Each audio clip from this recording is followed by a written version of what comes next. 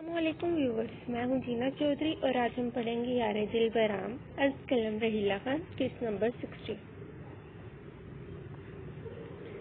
سالم صاحب اطمینان رکھیں، میری بیوی کے متعلق میں اچھے سے جانتا ہوں، آپ کو پریشان ہونے کی ضرورت نہیں۔ وہ مزید سے بول کر شمس خان کو مزید تحت دلا گیا۔ تو یہ میسکریڈ کرنے کا کیا مطلب ہے؟ شمس لہجے میں چٹانوں کی سختی سمائے بولا۔ تھا کافی۔ مہد اپنی گرے مسکراتی نگاہیں شمس پر گاڑے اپنا کارنامہ بتا رہا تھا، جبکہ شمس نے دائیں ہاتھ کی انگلی اور انگوٹھے سے اپنی پیشانی سلجھاتے ٹیسٹ پر کنٹرول کیا۔ ٹھیک ہے، اپنی بہن کے متعلق میں خود معلوم کر لوں گا کہ وہ کہاں ہے۔ اگر وہ مجھے مل گئی تو شکل دیکھنے کے لیے ترس جاؤ گے تم۔ شمس ایک دم دھاڑا تھا۔ ہرگز نہیں، تم اس معاملے میں نہیں پڑو گے، یہ میرا اور میری بیوی کا معاملہ ہے۔ شمس خان، اگر میری بیوی کو مجھ سے دور کرنے کا سوچا بھی تو آگ لگا دوں گا، میں برباد کر دوں گا سب کو۔ مہد جھٹکے سے اپنی جگہ سے کھڑا ہوا ہوتا اتنی زور سے گرجا کہ اس کی آواز در و دیوار سے ٹکرا کر گونج اٹھی۔ انفال کو اس سے دور کرنے کی بات پر مہد آپس سے باہر ہو گیا۔ دونوں بلا کے غصیلے تھے اور ایک سے بڑھ کر ایک دوسرے پر دھاڑ رہے تھے۔ اگر انفال ان کو خود کے لیے یوں لڑتا دیکھتی تو خوشی سے جھوم اٹھتی، جبکہ شمس نے بغور اس کا جنونی روپ دیکھا، جو اب گہرے گہرے سانس لیتا، بالوں میں ہاتھ پھیر کر زوردار کک ٹیبل کو ریسیو کرتا پھپھڑ چکا تھا۔ کچھ لمحے بعد وہ واپس پلٹا اور پھر سے گرجا۔ خبردار شمس خان، اگر دوبارہ کبھی اسے مجھ سے دور کرنے کی ناممکن بات بھی کی تو اسے میں تم سے ہمیشہ کے لیے دور لے کر چلا جاؤں گا کہ آواز سننے کو بھی ترس جاؤ گے۔ وہ میری ہے اور میری بیوی۔ اپنے اور اس کے بیچ کسی کو نہیں سننے دوں گا۔ یہ ذہن نشین کر لو۔ دیوانہ وار شیشے کے ٹیبل پر مکہ مارتے گرجا، جبکہ شمس خاموش خون چھلکاتی آنکھوں سے اس کو دیکھ رہا تھا۔ اور یہ میری بہن کا مسئلہ ہے، شمس دانت کچلا کر بولا، جبکہ مہد زخمی ہاتھ کی پرواہ کیے بغیر پھر سے دل یہاں وہاں مضطرب سر چکر لگا رہا تھا۔ بھول جاؤ اپنی بہن کو، وہ سرد و سپاٹ آواز میں بولا۔ اس کو دیکھ کر شمس نے سکون بھرا سانس لیا، گویا عشق ہو چکا ہے مہد ارسلان خان کو انفال مہد ارسلان سے۔ شمس کے دل سے سارے وسوسے جاتے رہے۔ دل میں جو خیال تھا کہ اس نے انفال کو محض اس کو نیچا دکھانے کی خاطر شادی کی ہے، وہ سب غلط ثابت ہوئے۔ اس کا یہ روپ شمس خان کو بہت کچھ بابت کرا گیا۔ کیوں کیا یہ سب؟ شمس نے پھر سے جواب چاہا، جبکہ مہد نے گہرا سانس ہوا کے سپورٹ کیا تھا، گویا یہ پاگل خان جان کر ہی دم لے گا۔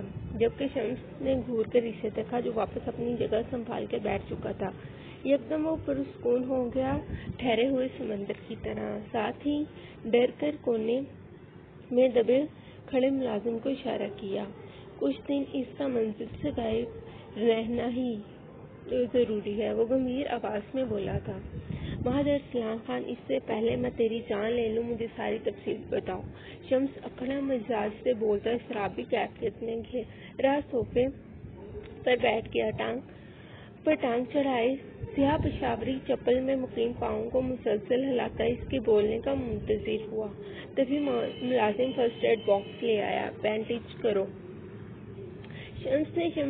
مہد نے شمس کو حکم صادر کیا۔ شمس نفی میں سر ہلاتا اس کے پاس آیا اور کھینچ کر اس کا پکڑ کر کاٹن سے صاف کرنے لگا۔ حشمت سے بچا رہا ہوں اپنے وائف کو۔ شمس نے کچھ توقع کے بعد لب کشائی کی۔ وہ خبیث شخص واپس آ گیا۔ شمس نے بینڈیج کرتے ہوئے سخت آواز میں استفسار کیا۔ ہاں، اس کی موت اسی یہاں کھینچ لائی ہے اور اب میں اس کے ٹکڑے کروں گا۔ وہ اپنے پٹی زدہ ہاتھ کو دیکھ کر آہستہ آہستہ سے انگلیوں کے پودوں کو حرکت دیتا بتانا شروع کر چکا تھا، جبکہ شمس جبڑے بھیجے لال انگارے آنکھیں لیے بڑی ہمت سے مظاہرہ کرتا اسے سن رہا تھا۔ ڈائننگ ٹیبل پر اس وقت بڑی حویلی کے سب موجود تھے، جبکہ سعدیہ، رومانہ، شاداب بھی 2 دن سے ادھر ہی آئے ہوئے تھے۔ سمت کیا پتہ چلا انفال کا؟ خانم بی نے ڈھال سے لہجے میں دریافت کیا، جبکہ وہ خاموش ہو کر پلیٹ پر جھک گیا۔ انہوں نے باری باری چاروں لڑکوں کو دیکھا۔ ان خاموشی پر خانم بی اور شائستہ की आंखें नम होने लगीं। बाकी सब का भी तकरीबन यही हाल था। बस बहुत हो गया, अब कोई ज़रूरत नहीं इसे तलाश करने की, वो खुद की है तो खुद ही वापस आ जाएगी अगर हाँ ना हुआ तो। पर मैं आप में से किसी को इसके पीछे यूँ ख्वार होता ना देखूँ। अब कोई भी कहीं नहीं जाएगा, डैट्स इट। महद इन सब को यूं मायूस देखकर यकदम आपे से बाहर उतर दौड़ा था। इसके अंदाज पर वो पिछले एक हफ्ते से हैरान हो रहे थे, जो हर वक्त गुस्से में रहता, जबकि इसके दो टोक अंदाज से सब ही खोले हैरत से इसे देख रहे थे। ये क्या कह रहे हो? ये क्या कह गया है? महद खानम जी ने अरसलान खान की जानिब देखा, जो वो भी नजरें चुरा गए। क्या कहते हैं? पिछले हफ्ते से वो पागल हो गया। इसके हाथों सबकी शामत आई हुई थी। एक हफ्ता हो चुका था। दोनों हवेली के लड़कों को दिन रात इनफाल को तलाश करते हुए, पर इनफाल इनको कहीं से भी कोई खबर नहीं मिली, और हर दिन हवेली की औरतें बेसब्रों की तरह इनका लौट आने का इंतजार करती थी, और शाम को बुझे चेहरे लिए परेशान लौट आते थे। अरसलान खान और मनान खान के खास मुलाजिम भी इनफाल की तलाश में थे। वो सब पागलों की तरह घर की रौनक को ढूंढ रहे थे, जो कहीं खो गई थी या किसी ने जानबूझकर छुपा दिया था। जो भी था, दोनों हवेलियों में अजीब सा माहौल था। इनफाल के बगैर वो गिन गिन कर सांस ले रहे थे। शाइस्ता और खानम भी को शदीद बुखार हो गया था, जबकि फलक रुशाने ने रो रो कर बुरा हाल किया हुआ था। इनमें इरम और फातिमा बेगम थीं, जिन्होंने सबको संभाला हुआ था, जबकि छोटी हवेली में रुशाने के पास निमरा आ गई थी, जिसने भी ध्यान को संभाला हुआ था। शम्स खान सुबह जाता, रात के वापस लौटता था। अली खावर और जमीन खान वक्तन हवेली चक्कर लगाते रहते थे। महद ने इनफाल को किडनैप करके सब घर वालों को घुमा के रख दिया था, और अब घर वालों की हालत देखकर वो फिपरा शेर बना हुआ था, क्योंकि ना तो वो इनफाल के बारे में बता सकता था, ना ही उसे यहाँ ला सकता था।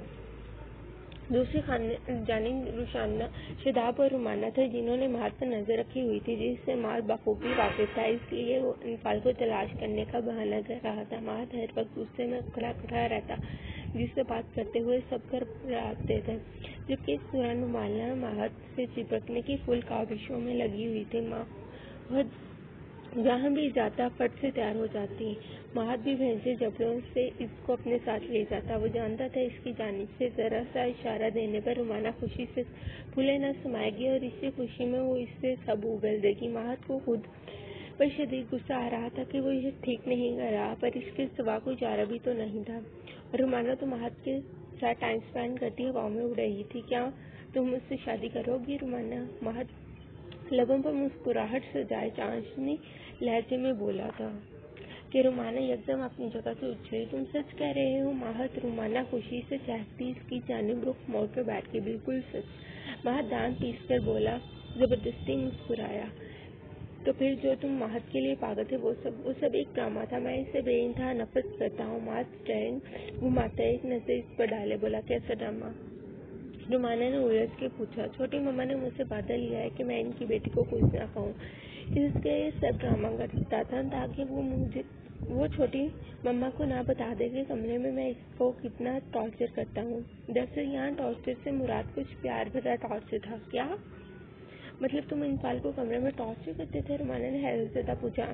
मेरे सबसे बड़ी दुश्मन है। मेरे चाचू और दादा के मरने की वजह इसको कैसे बख्श सकता हूँ, जिसकी वजह से हमारा खानदान बिखर गया। मेरा दोस्त मुझसे जुदा हो गया, मेरा दोस्त मुझसे दूर हो गया, और सबसे बढ़कर मेरी छोटी मम्मा को कितनी अजियत मिली है।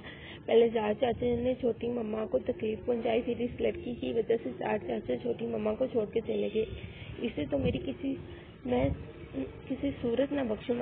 माथे पर पैर डाले नकुवत से बोला।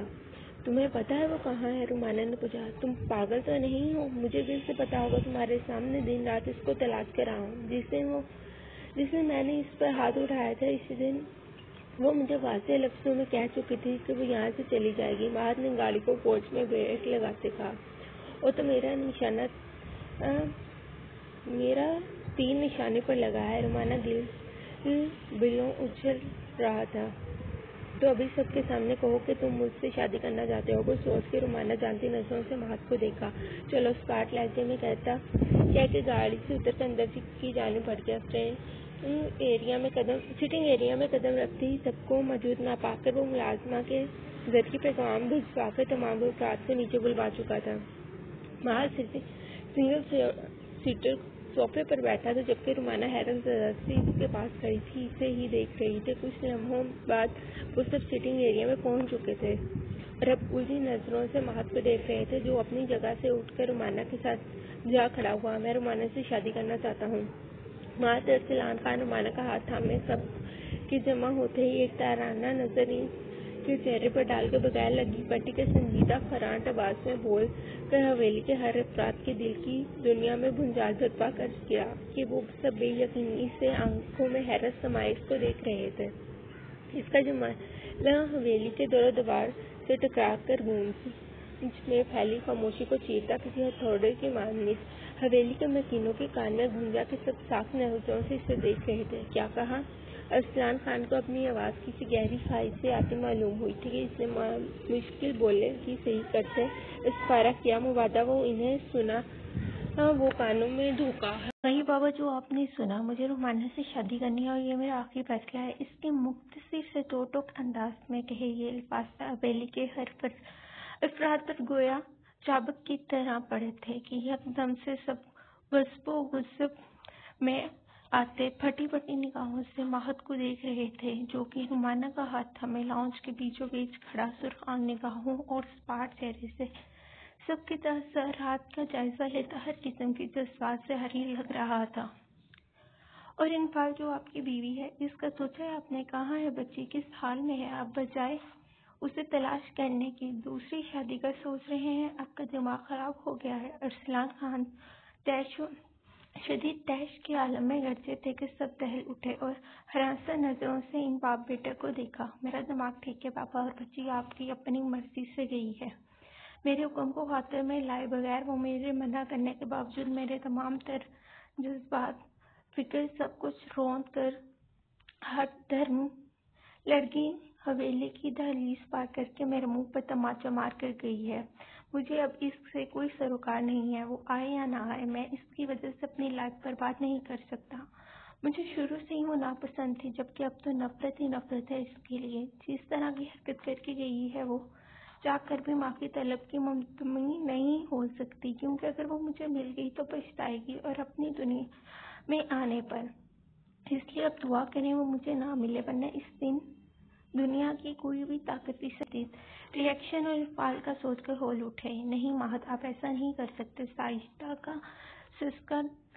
سبقہ ٹوٹا تھا کہ وہ نفی میں سر ہلاتی اس کے پاس آتی بولی، چھوٹی ماما میں نے اس سے شادی آپ کی خوشی کے لیے کی تھی، رومانہ سے شادی میری خوشی ہے، تو آپ کو میری خوشی عزیز نہیں؟ مہت نے سنجیدہ بھرے لہجے میں کہا کہ سائشتہ طرف اٹھی تھی۔ مہت، وہ آ جائے گی، میں اسے کبھی خود سے الگ نہیں کروں گا، بے فکر رہیں، مہت نے انہیں تسلی دی تھی، جبکہ رومانہ منہ کھولے آنکھیں پھاڑے مہت کو دیکھ رہی تھی۔ باقی گھر والے غصے اور طیش سے گھولتے مہت کھا جانے والی نظروں سے دیکھ رہے تھے۔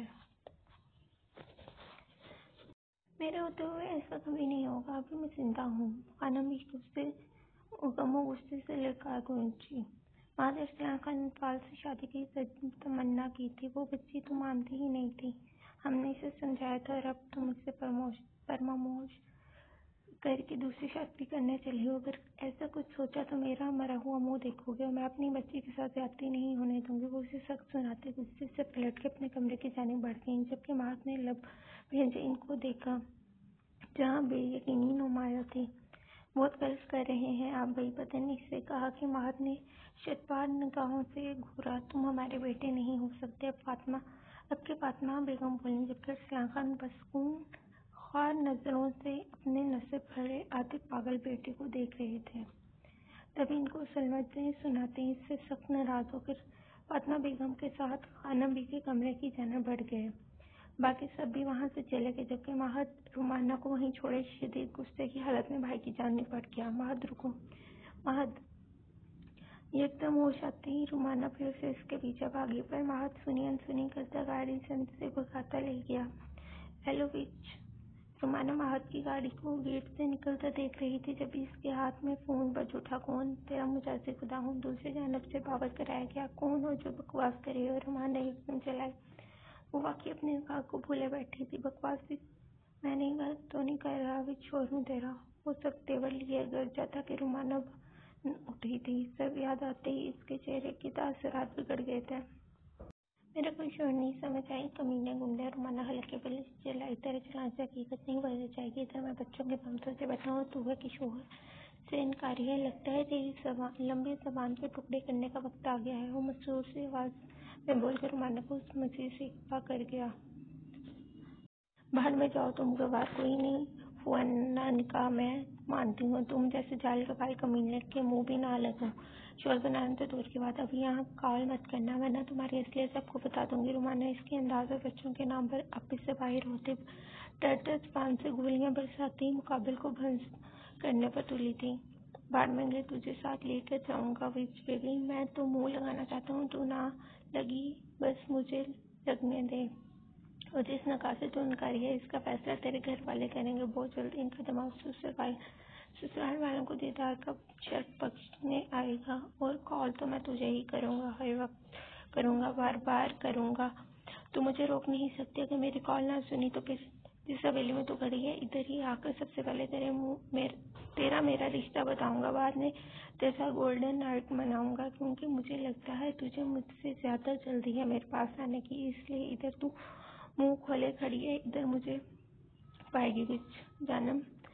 اب پتلی گلی سے نکل، اس حویلی میں مجھے نہ دکھو، 10 منٹ میں تیرے پاس حویلی کے باہر ہی کھڑا ہوں میں، آنے میں دیر نہیں لگے گی۔ وہ اسے لمبی چوڑی وضاحتیں دے کر ساتھ میں دھمکاتا کال بند کر گیا، جبکہ اس کی موجودگی کا سوچ کر رومانہ کے چہرے پر ہوائیاں اڑ گئی تھیں کہ وہ انہیں قدموں پر نسبتاً بھاگتی اپنی گاڑی میں جس میں بیٹھی اتنی ہی تیزی سے گاڑی سٹارٹ کرتی ادھر ادھر دیکھے بغیر حویلی سے نکلتی چلی گئی۔